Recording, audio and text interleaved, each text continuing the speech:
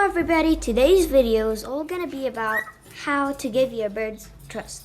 Because many people have been asking me, please can you tell me how you give your birds trust? They're so cute and such. Like please show us how or tell us how, please.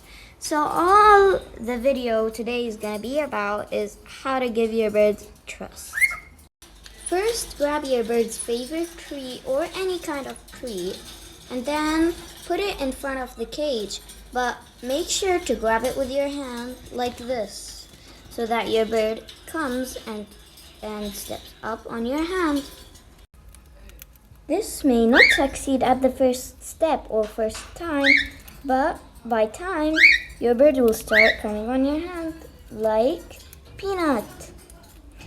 The kiwi here is just eating it, not wanting to get on my hand, even though he's tamed and trained.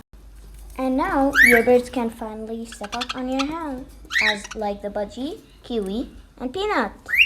The budgie is called Sunny, by the way. I just called him the budgie because I don't know why.